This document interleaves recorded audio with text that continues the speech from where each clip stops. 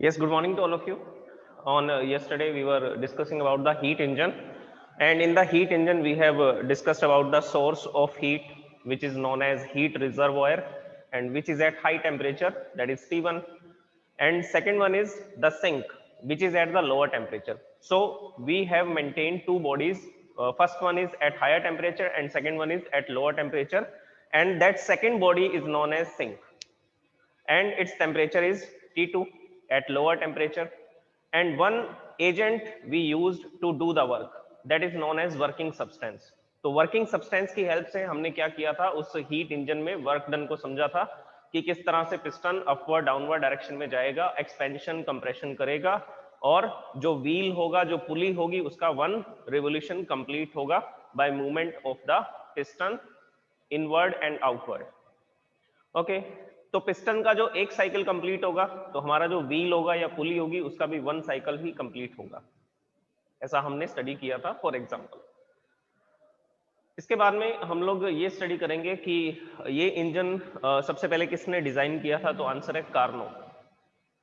Carnot engine, उन्हीं के नाम पर इसका नाम रखा गया, एंड उन्होंने एक साइकिल बताया कि ये एक रिवर्सिबल प्रोसेस है। देखिए हीट इंजन में भी हमने यही पढ़ा था कि वो एक रिवर्सिबल प्रोसेस है, पिस्टन नीचे जाता है फिर वापस ऊपर आता है, तो एक एक्सपेंशन और एक कंप्रेशन होता है जिससे वन साइकिल कंप्लीट होता है। So it is a cyclic process.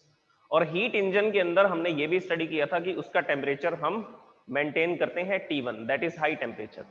और वो कैसे मेंटेन किया जाता है, तो आंसर है फ्यूल को बर्न करके। इनलेट जो होता है, फ्यूल इनलेट से फ्यूल आता है कहां पर, इंटरनल कंबस्शन इंजन में, जिसमें हम कंबस्शन प्रोसेस इंजन के अंदर ही करवाते हैं। तो इंटरनल कंबस्शन इंजन में फ्यूल और एयर का मिक्सचर आता है और हम वहां पर बर्निंग प्रोसेस कराते हैं, जिससे हम वहां का टेम्परेचर T1 मेंटेन रखते हैं, जिससे हम वहां का टेम्परेचर क्या मेंटेन रखते हैं, T1। अब जब एक्सपेंशन होता है तो टेम्परेचर कम होना शुरू हो जाता है, ठीक है, टेम्परेचर कम होता है, फिर कम होने के बाद फिर से वापस बढ़ना स्टार्ट हो जाता है। क्यों? क्योंकि दोबारा से कंप्रेशन होगा, और उसी कंप्रेशन में उस इंजन का टेम्परेचर फिर से T1 चला जाएगा, फिर से T1 हो जाएगा, और उसके अंदर की जो भी गैसेज है वो साइलेंसर के थ्रू बाहर आ जाएंगी। ये अभी तक हमने स्टडी किया था। So that was the heat engine. Now we will discuss about the Carnot engine. और कार्नो ने जो साइकिल बताया जिसमें डिफरेंट डिफरेंट प्रोसेसेस हम पढ़ेंगे, और अगर सिस्टम ये इंजन अलग अलग प्रोसेस से जाने के बाद फिर से लास्ट में अपनी इनिशियल कंडीशंस में ही आ जाता है। जैसे कि एक अजम्पशन करके चलते हैं कि इंजन के अंदर का प्रेशर P1 था और वॉल्यूम V1 थी और टेम्परेचर T1 था।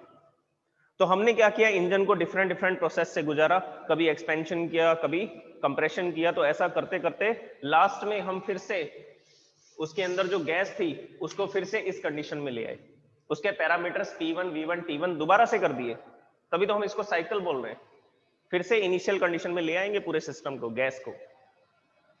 तो उन्होंने ये जो भी प्रोसेस बताई उसको हमने कार्नो साइकिल नाम दिया, और जो इंजन उन्होंने हमें बताना चाहा that is known as Carnot engine. अच्छा, ये वो इंजन है जिसके बेसिस पर आजकल जो भी मशीनरीज हैं वो डिजाइन की जाती हैं, जो भी इंजन हैं वो इसी के बेसिस पे डिजाइन किए जाते हैं ताकि हम उसकी एफिशिएंसी जो है वो बढ़ा सकें, इंक्रीज कर सकें। तो कार्नो इंजन को स्टडी करने से ये समझ आएगा कि कौन कौन से फैक्टर्स के थ्रू हम इंजन की एफिशिएंसी को इंक्रीज कर सकते हैं। देखिए ये बेसिकली एक अजम्पशन है, ऐसा इंजन पॉसिबल नहीं है। ये तो ये बताएंगे कि इंजन की एफिशिएंसी मेरे अकॉर्डिंग कितनी होनी चाहिए, 100% होनी चाहिए, लेकिन 100% एफिशिएंसी नहीं हो सकती किसी भी इंजन की। तो ये सिर्फ एक डिजाइन है। ये जो कार्नो इंजन हम स्टडी करने वाले हैं, कार्नो साइकिल हम जो स्टडी करने वाले हैं, ये सिर्फ एक डिजाइन है जो हमें हेल्प करता है कि हम डिफरेंट डिफरेंट टाइप के इंजन को कैसे डिजाइन कर सकते हैं और हम उसकी एफिशिएंसी कैसे इंक्रीज कर सकते हैं। देखिए एफिशिएंसी इंक्रीज करने का तरीका हम पहले भी डिस्कस कर चुके हैं। हीट इंजन में मैंने आपको बताया था कि जो रिजर्वॉयर होता है, जो हीट का सोर्स होता है, उसका टेम्परेचर इंक्रीज कर देते हैं T1।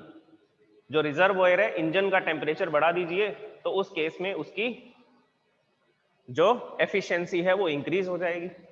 कैसे इंक्रीज होगी, तो हमने ये डिस्कस किया था कि डीजल इंजन की एफिशिएंसी ज्यादा होती है। डीजल इंजन की एफिशिएंसी ज्यादा होती है, उसका रीजन क्या है, क्योंकि डीजल इंजन जो है उसका टेम्परेचर ज्यादा रहता है, हाई टेम्परेचर पे बर्न होता है। जो डीजल है वो ज्यादा हीट एनर्जी को प्रोड्यूस करता है और हाई टेम्परेचर मेंटेन रहता है उसके अंदर। तो इस कारण से उसकी एफिशिएंसी ज्यादा होती है।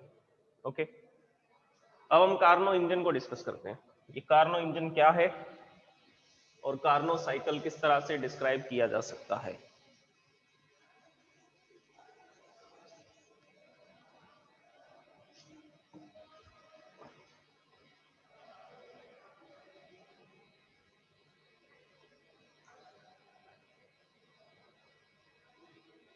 तो कुछ इंफॉर्मेशन मैं आपको बता देता हूं। Sadi Carnot devised an ideal cycle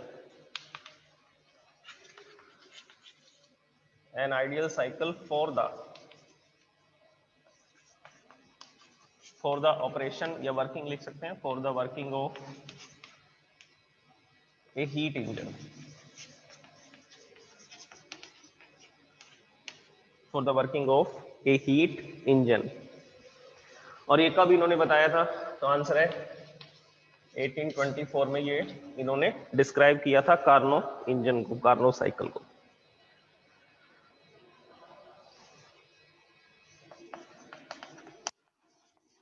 This cycle came to known as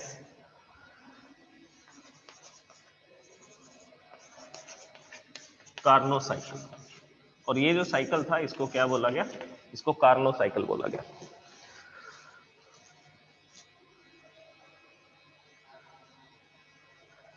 okay, और इस साइकिल का हम लोग यूज करते हैं। ये जो भी कार्नो ने एक्सप्लेनेशन दी, ये हम किस तरह से इंजन को डिजाइन कर सकते हैं, और इसका यूज किया जाता है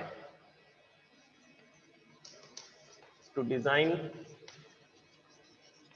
the heat engines, to design the heat engines. और कार्नो साइकिल के बेस पर जो हम इंजन स्टडी करेंगे उसको बोलेंगे Carnot heat engine. So this is about the Carnot engine. Okay, अब मैं आपको इसके एसेंशियल पार्ट्स बताता हूँ कि कार्नो इंजन में या कार्नो साइकिल में इसको स्टडी करने के लिए हमें कौन कौन से एसेंशियल पार्ट्स की नीड रहेगी। ओके, लिखते हैं, उन पार्ट्स को लिखते हैं सबसे पहले।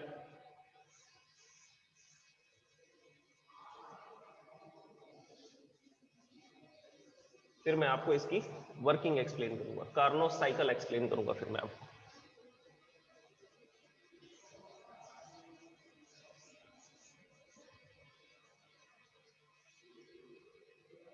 तो देखिए, पार्ट्स के बारे में डिस्कशन करते हैं।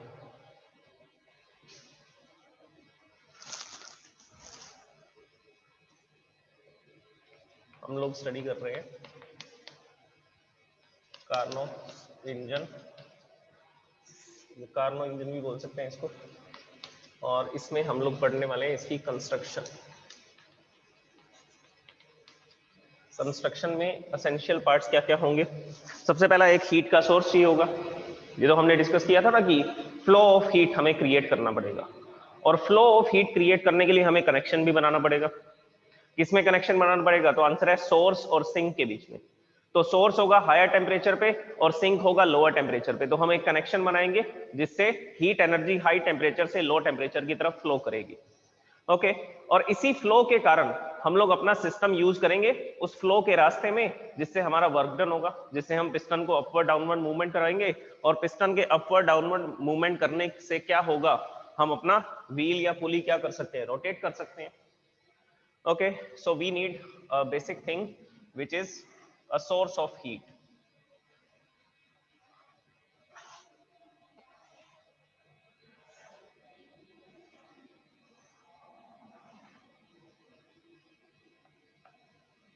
This is conducting wall and this is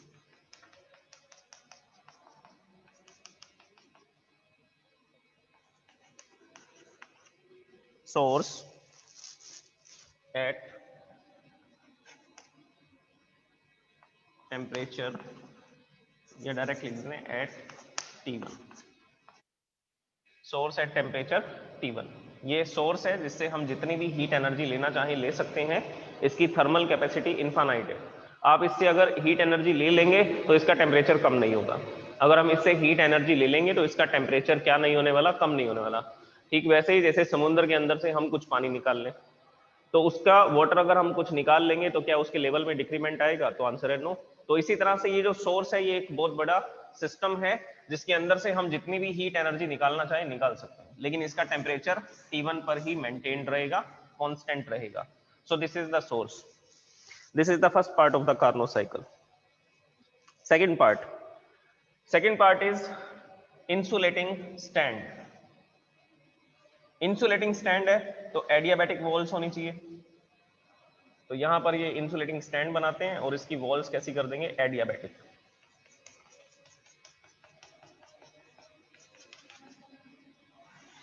ये भी एडियाबैटिक होगी। एडियाबैटिक मींस नॉन कंडक्टिंग, मतलब हीट एनर्जी का कंडक्शन नहीं होगा। हीट एनर्जी के कंडक्शन को रोकने के लिए हम इस तरह की वॉल्स को यूज करते हैं।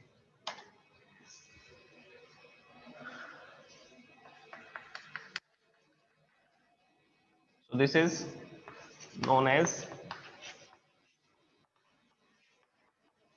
Insulating stand. इंसुलेटिंग स्टैंड है और वॉल्स कैसी होंगी, इसकी वॉल्स होंगी एडियाबैटिक। एडियाबैटिक वॉल्स या आप नॉन कंडक्टिंग वॉल्स भी इसको बोल सकते हैं। और ये वाली जो वॉल है ये कंडक्टिंग वॉल है। देखिए जिसको मैं इस डिजाइन से बना रहा हूं वो नॉन कंडक्टिंग वॉल्स होंगी। इसके बाद में okay, the third part of this system is sink. तीसरा पार्ट जो होगा इस सिस्टम का वो क्या होगा, वो होगा सिंक।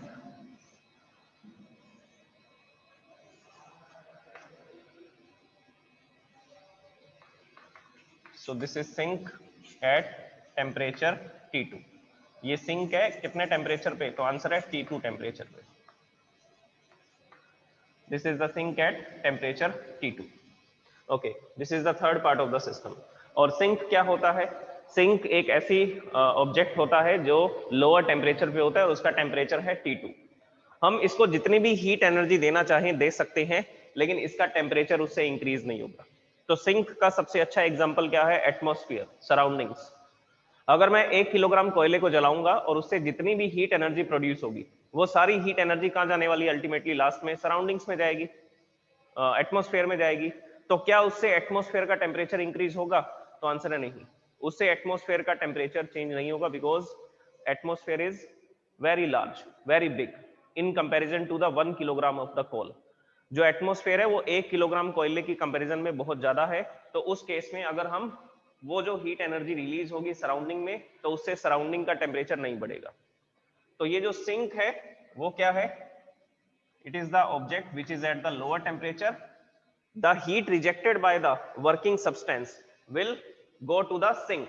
जो भी वर्किंग सब्सटेंस हीट को रिलीज करेगा, रिजेक्ट करेगा, वो कहां जाएगी, सिंक में जाएगी, और उससे सिंक का टेम्परेचर इंक्रीज नहीं होगा, कांस्टेंट टेम्परेचर रहेगा, इसका लोअर टेम्परेचर रहेगा। So this is the third part of the Carnot cycle और कार्नो इंजन।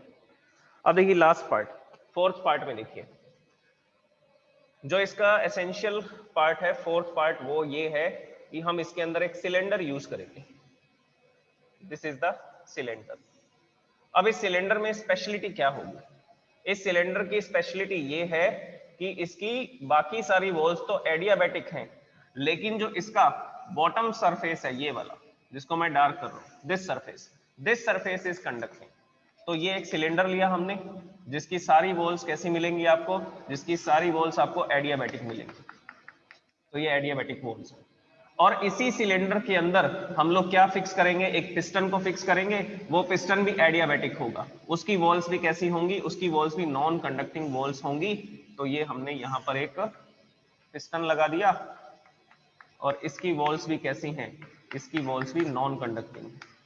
ये हमने इसमें डिजाइन बना दिया, ये डिजाइन हमको बता रहा है कि ये एडियाबैटिक वॉल्स है।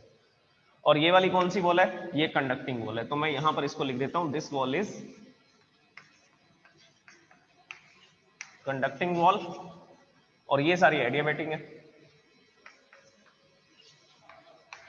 सिलेंडर विद पिस्टन, ये ऐसा सिलेंडर है जिसमें हमने क्या फिक्स कर रखा है, जिसमें हमने एक पिस्टन लगा रखा है। Okay, so these are the essential parts of the Carnot engine। अब हम इसके साइकिल को डिस्कस करते हैं कि ये प्रोसेस कहां से शुरू करनी है, कैसे स्टार्ट करेंगे। तो कार्नो साइकिल में 4 स्टेप्स होंगे, 4 स्टेजेस होंगी। उन 4 स्टेजेस को मैं लिखता हूं।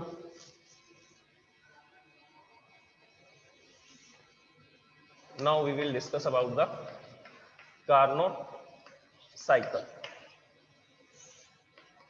It consists of 4 stages. First one is isothermal expansion. First one is isothermal expansion. Second is adiabatic expansion. अब यहां पर पूरे चैप्टर की नॉलेज काम आएगी। अब जिसने ये प्रोसेसेस स्टडी कर रखी हैं उसके लिए तो बहुत अच्छा है, और जिसने नहीं कर रखी हैं उसके लिए तो और ज्यादा अच्छा है। तो इसमें हम लोग आइसोथर्मल और एडियाबैटिक को ही स्टडी करेंगे और उसके वर्क डन के फॉर्मूला को यूज करेंगे। Isothermal expansion, adiabatic expansion, then isothermal compression, then isothermal compression, last one is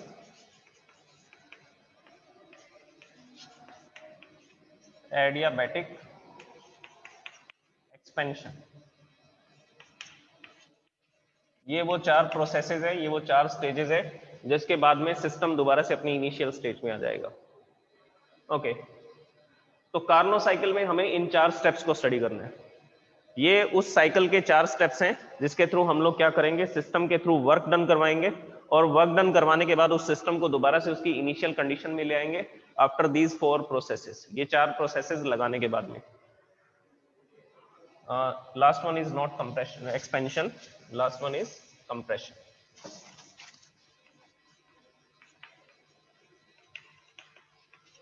तो पहले आइसोथर्मल एक्सपेंशन करेंगे। आइसोथर्मल एक्सपेंशन का क्या मतलब है? आइसोथर्मल एक्सपेंशन का मतलब है कि टेम्परेचर कांस्टेंट रखते हुए, आइसोथर्मल, आइसो मतलब कांस्टेंट, थर्मल मतलब हीट एनर्जी से रिलेटेड बात कर रहा है, टेम्परेचर की बात कर रहा है। तो आइसोथर्मल एक्सपेंशन का मतलब है टेम्परेचर को कांस्टेंट रखते हुए एक्सपेंशन करेंगे, पिस्टन ऊपर की तरफ जाएगा। ओके, फिर करेंगे एडियाबैटिक एक्सपेंशन। एडियाबैटिक एक्सपेंशन का मतलब है कि हीट एनर्जी का ट्रांसफर हम रोक देंगे। एडियाबैटिक प्रोसेस हमने पढ़ी थी जिसमें हमने ये स्टडी किया था कि एडियाबैटिक प्रोसेस करवाने के लिए हमें ऐसा कंटेनर चाहिए होगा जिसकी वॉल्स नॉन कंडक्टिंग वॉल्स होंगी। और नॉन कंडक्टिंग वॉल से क्या फायदा होगा? उससे ये फायदा होगा कि बाहर की हीट एनर्जी अंदर नहीं आ सकती और अंदर की हीट एनर्जी बाहर नहीं जा सकती, तो हीट का एक्सचेंज रुक जाएगा।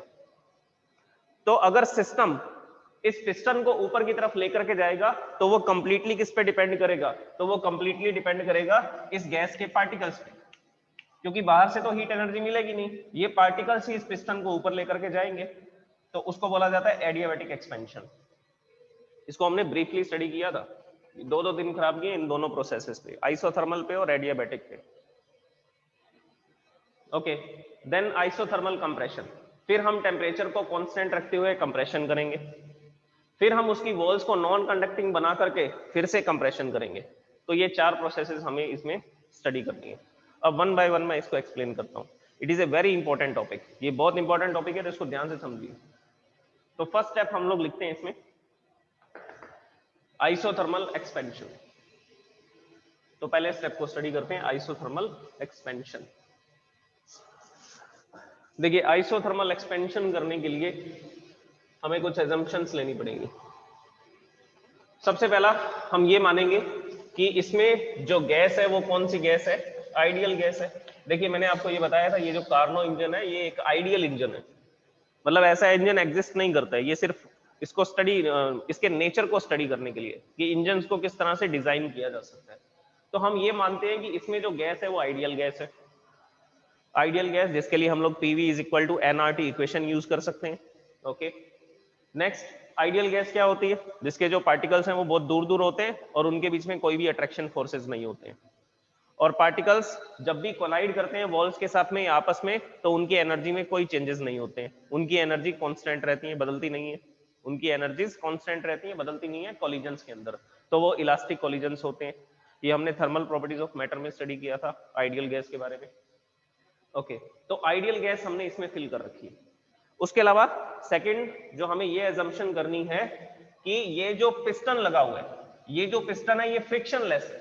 ये पिस्टन कैसा है? फ्रिक्शनलेस। क्या एक्चुअल में ऐसा पॉसिबल है कि पिस्टन फ्रिक्शनलेस हो? आंसर है नो। जैसे कि हमारे पास एक इंजेक्शन होता है, इंजेक्शन के पीछे भी पिस्टन लगा होता है। सिरिंज होती है ना, सिरिंज, तो सिरिंज के पीछे भी एक पिस्टन लगा होता है और पिस्टन में रबड़ लगा होता है। तो हम लोग उसको दबा करके खींच करके देखते हैं तो वो वर्क करता है। अच्छा, तो क्या वो कंप्लीटली फ्रिक्शनलेस है? आंसर है नो, वो फ्रिक्शनलेस नहीं है। तो इसी तरह से ये जो पिस्टन होते हैं ये फ्रिक्शनलेस नहीं होते हैं। जब ये ऐसा डाउनवर्ड अपवर्ड मूवमेंट करते हैं तो इससे ये पूरा का पूरा सिलेंडर गर्म हो जाता है, हीट प्रोड्यूस होती है, तो हमारी हीट एनर्जी वेस्ट होती है, डिसिपेट होती है। ओके, लेकिन हम इसमें क्या कंसीडर करेंगे कि ये पिस्टन फ्रिक्शनलेस है और इसकी जो प्रेशर, वॉल्यूम और टेम्परेचर है वो मैं यहां पर लिख रहा हूं। Initial pressure is P1, initial volume is V1 and initial temperature is T1। ये हमारे गैस, इसके अंदर जो भी फील्ड है उसका प्रेशर है P1, वॉल्यूम है V1 और टेम्परेचर है T1। अच्छा, इसमें T1 टेम्परेचर कैसे मेंटेन करेंगे पिस्टन में? तो आंसर है, इंजन को स्टार्ट कैसे करते हैं? बाइक के इंजन को स्टार्ट करने के लिए हम लोग किक लगाते हैं। किक लगाने से क्या होगा? ये पिस्टन नीचे की तरफ आएगा। पिस्टन नीचे की तरफ आएगा तो कंप्रेशन होगा, और कंप्रेशन में हमें पता है हीट प्रोड्यूस होती है। कंप्रेशन में हमें पता है टेम्परेचर राइज होता है, पार्टिकल का मोशन बढ़ जाता है और टेम्परेचर बढ़ जाता है।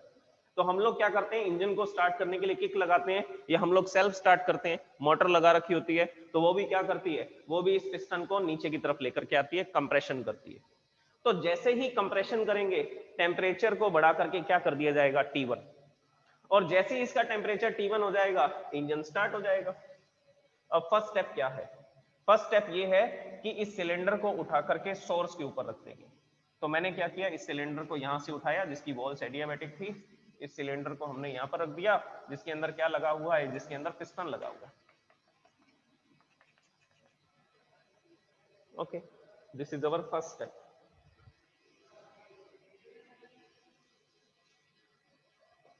और इसमें भी यहां पर पिस्टन लगा रखे हैं हमने, ये भी एडियाबैटिक है, नॉन कंडक्टिंग वॉल्स हैं इसकी भी, तो ये पिस्टन इस पोजीशन पर था, दिस वन।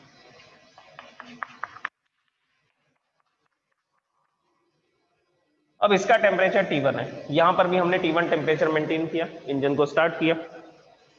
अब क्या होगा, टेम्परेचर को कांस्टेंट रखना है। टेम्परेचर कांस्टेंट कैसे रह सकता है? ये सोर्स है, देखिए सोर्स से हीट एनर्जी इसमें आएगी, ठीक है आएगी। हमने पिस्टन को फ्री छोड़ रखा है, पिस्टन को फ्री छोड़ रखा है तो पिस्टन अपवर्ड डायरेक्शन में बढ़ेगा, ऊपर की तरफ इंक्रीज होगा। तो पिस्टन जैसे जैसे ऊपर की तरफ जाएगा एक्सपेंशन होगा, इसका प्रेशर कम होता जाएगा, वॉल्यूम बढ़ती जाएगी। तो फर्स्ट स्टेप क्या है, आइसोथर्मल एक्सपेंशन करने के लिए क्या करेंगे, place the cylinder on the source.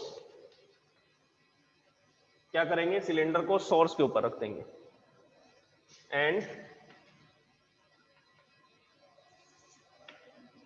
and ideal gas expands isothermally।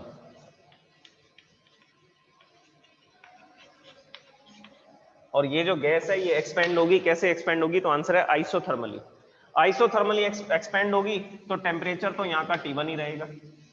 जैसे ही यहाँ से हीट एनर्जी इसमें गई, क्या हुआ, उस हीट एनर्जी से पार्टिकल का मोशन बढ़ा, पार्टिकल का मोशन बढ़ने से ये पिस्टन ऊपर की तरफ जाना शुरू हो गया।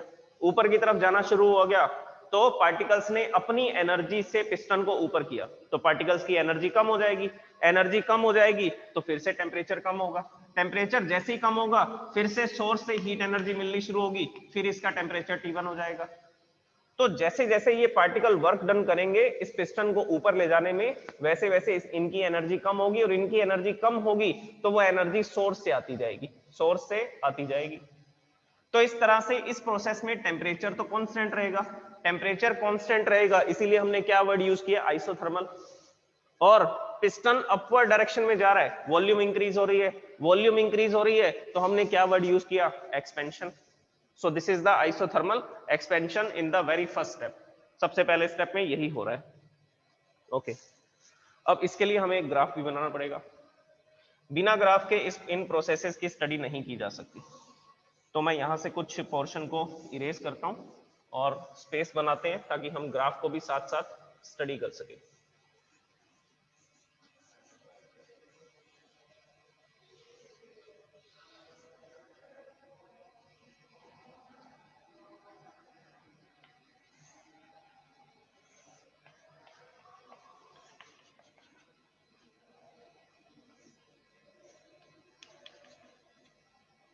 ओके, यहाँ पर हमने एक इंसुलेटिंग स्टैंड लगाया था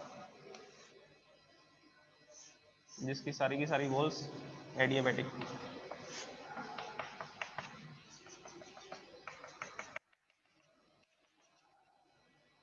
दिस इज इंसुलेटिंग स्टैंड। देखिए, हमें इंडिकेटर डायग्राम तो बनाना ही पड़ेगा, बिना इंडिकेटर डायग्राम के हम इसको समझ ही नहीं पाएंगे ये किस तरह से काम करेगा Carnot sink at temperature T2। तो ये इसके स्टेप्स थे। अब यहां पर हम लोग एक ग्राफ बनाते हैं।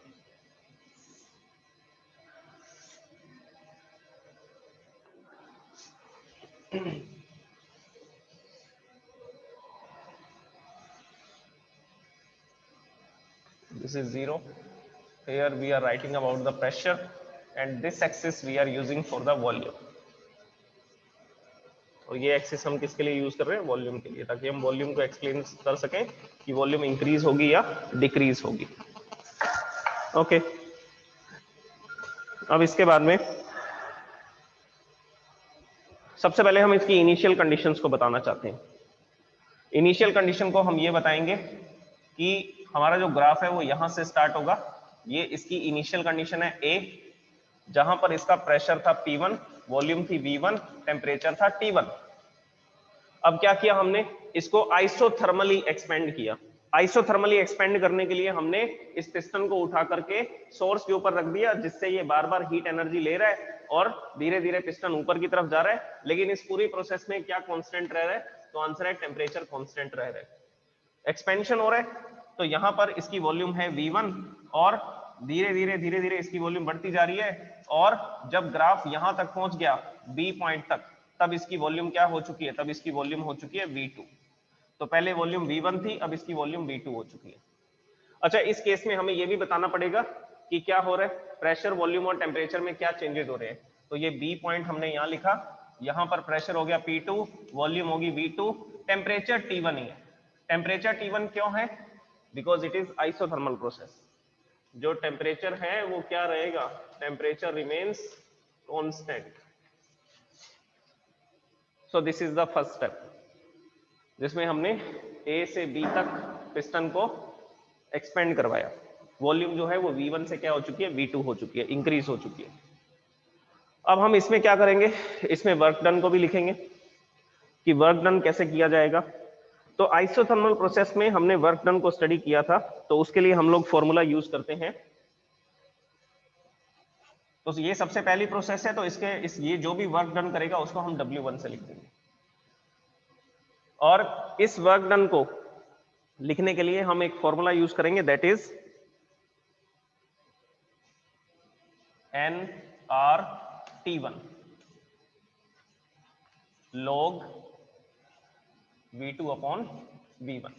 ये फॉर्मूला हमने डिराइव किया था कौन सी प्रोसेस में? आइसोथर्मल प्रोसेस को जब हमने स्टडी किया था तो मैंने आपको बताया था कि ये फॉर्मूला कैसे बनाया जाता है। आइसोथर्मल प्रोसेस में वर्क डन कैसे कैलकुलेट किया जाता है, तो दिस इज द फॉर्मूला। इस फॉर्मूला से कैलकुलेट कर सकते हैं वर्क डन। ओके, तो ये सबसे पहला फॉर्मूला है और इसको हम लोग लिख देंगे इक्वेशन फर्स्ट। अब ये कैसे डिराइव किया, तो उसके लिए आप लोग वीडियोस देखेंगे।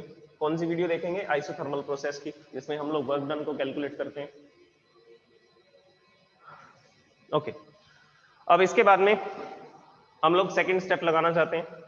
The second step is adiabatic expansion. अच्छा, ये वर्क डन हम ग्राफ से भी कैलकुलेट कर सकते हैं, ये भी हमने डिस्कस किया था। ग्राफ से कैलकुलेट करना होगा तो क्या करेंगे? The area enclosed by the graph, the area enclosed by the graph. अच्छा, इसकी नेमिंग दे देते हैं, ये A और ये B। इस पॉइंट को हमने C लिख दिया, इस पॉइंट को हमने D लिख दिया। तो इस एरिया को कैलकुलेट करने के लिए हम ये भी लिख सकते हैं, एरिया ऑफ ABCD।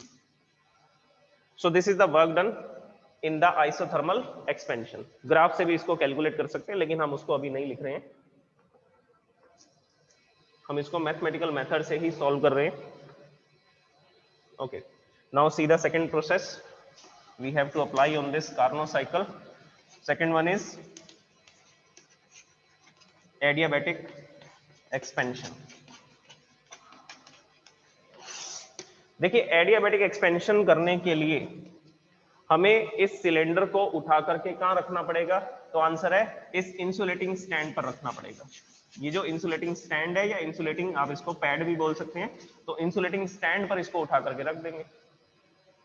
देखिए, ये सारी वॉल तो एडियाबैटिक ही थी, नॉन कंडक्टिंग थी, ये वाली वॉल्स भी नॉन कंडक्टिंग थी, और नीचे वाली जो वॉल थी ये कंडक्टिंग वॉल थी। तो इस वॉल को भी हमें एडियाबैटिक बनाने के लिए क्या करना पड़ेगा? इस सिलेंडर को उठा करके इसके ऊपर रखना पड़ेगा इंसुलेटिंग स्टैंड पे। तो ये हमारा सेकंड स्टेप होगा, जिसमें हमने क्या किया, इस पूरे के पूरे सिलेंडर को उठा करके कहां रख दिया? इंसुलेटिंग पैड पे, ताकि हम इस सिलेंडर को completely adiabatic, completely non conducting बना सके।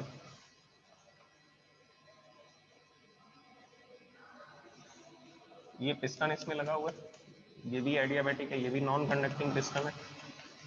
ओके, अब ये जो नीचे वाली वॉल थी कंडक्टिंग, ये भी हमने इस स्टैंड पे रख दी, जिसकी वजह से ये भी क्या हो गया? ये भी एडियाबैटिक वॉल होगी। अब ये सिलेंडर चारों तरफ से बंद हो चुके हैं। हीट एनर्जी, अंदर की हीट एनर्जी बाहर नहीं जा सकती, और बाहर की हीट एनर्जी अंदर नहीं आ सकती। ठीक वैसा ही जैसा थर्मस में होता है, जैसा किसमें हम लोग यूज करते हैं, जैसा थर्मस में हम लोग देखते हैं। ओके, अब क्या होगा? अभी भी हमने पिस्टन को फ्री छोड़ रखा है। तो पहले तो टेम्परेचर T2 था, सॉरी, पहले टेम्परेचर T1 था। अब हम क्या करेंगे? इस पिस्टन को अभी भी फ्री छोड़ रखा है। यहां पर जो गैस है वो हाई टेम्परेचर पे है, और पार्टिकल्स के पास इतनी एनर्जी है कि ये पार्टिकल्स इस पिस्टन को अभी भी ऊपर उठा सकते हैं। तो बाहर से हीट एनर्जी लेकर के ये पार्टिकल्स इस पिस्टन को ऊपर नहीं उठा रहे हैं, ये अपनी इंटरनल एनर्जी का यूज करेंगे, अपनी काइनेटिक एनर्जी का यूज करेंगे, और पिस्टन को अपवर्ड डायरेक्शन में लेकर के जाएंगे, मतलब कि वॉल्यूम इंक्रीज करेंगे, एक्सपेंशन करेंगे। तो अगर ये पार्टिकल्स इस पिस्टन को ऊपर उठा रहे हैं, तो पार्टिकल्स की एनर्जी कम हो जाएगी। पार्टिकल्स की एनर्जी कम हो जाएगी, कम होते होते इसका टेम्परेचर कितना हो जाएगा? T2। जैसे ही इसका टेम्परेचर T2 होगा, फिर हम इस सिलेंडर को उठा करके सिंक पे रख देंगे। तो हमारी यही प्रोसेस है एडियाबैटिक एक्सपेंशन, जिसमें स्टार्टिंग में टेम्परेचर मिला T1, और ये जो पिस्टन है ये धीरे धीरे ऊपर जाता गया और एक्सपेंशन होता गया, और एक्सपेंशन में टेम्परेचर कम होता गया। जैसे जैसे गैस एक्सपेंड होगी उसका टेम्परेचर डिक्रीज होता जाएगा, तो ये पिस्टन अपवर्ड डायरेक्शन में मूव करेगा, और धीरे धीरे इसका टेम्परेचर कम होता जाएगा। टेम्परेचर कम होते होते कितना हो जाएगा? तो आंसर है T2। T2 होते ही एडियाबैटिक एक्सपेंशन को रोक देंगे। T2 टेम्परेचर होते ही एडियाबैटिक एक्सपेंशन को क्या कर देंगे? रोक देंगे। ओके, अब हम इसको ग्राफ में लिखते हैं। अच्छा, इसमें स्टेटमेंट क्या लिखेंगे? Now place the cylinder on the insulating stand, insulating stand के ऊपर रख देंगे। Then free the piston so that it can expand adiabatically, और हम क्या करेंगे? पिस्टन को फ्री छोड़ देंगे, जिसकी वजह से ये जो गैस है ये एडियाबैटिकली एक्सपेंड होती रहेगी, अपने आप एक्सपेंड होगी। तो फिर से एक्सपेंशन हो रहा है, फिर से एक्सपेंशन हो रहा है, और ये सडन एक्सपेंशन होता है, जो भी एडियाबैटिक एक्सपेंशन होता है। आइसोथर्मल प्रोसेस स्लो प्रोसेस होती है। तो यहां पर हमें कौन सा पॉइंट मिलेगा? ये हमें C पॉइंट मिला। इन पॉइंट्स को मैं इरेज कर देता हूं। तो यहां पर हमें कौन सा पॉइंट मिलेगा? C point. ये जो C पॉइंट होगा,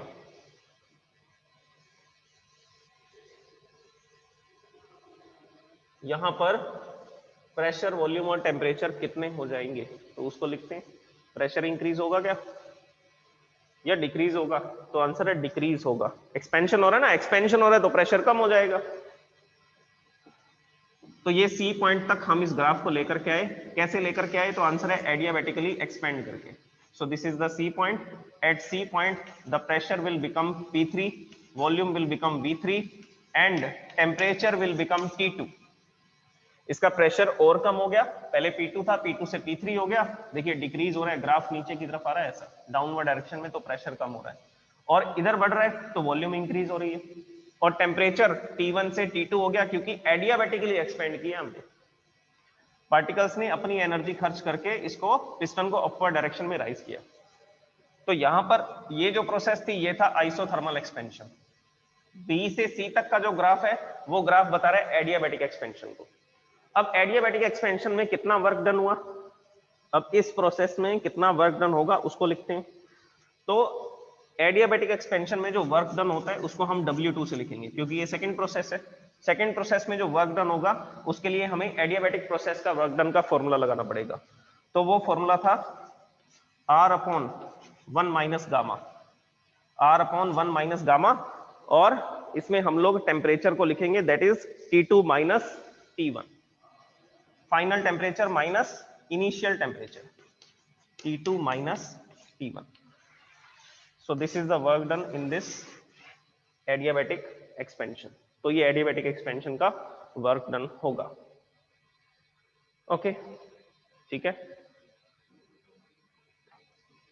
इसके बाद में थर्ड प्रोसेस लगाएंगे। वो थर्ड प्रोसेस हम लोग नेक्स्ट क्लास में लगाएंगे, अभी नहीं लगाएंगे। तो अभी तक आपको ये याद रखना है कि हमने सिर्फ किसको पढ़ा है, एक्सपेंशंस को स्टडी किया। अब कंप्रेशन करेंगे 2 बार, और कंप्रेशन करके सिस्टम को फिर से इनिशियल कंडीशन में लेकर के आएंगे। That we will study in the next class.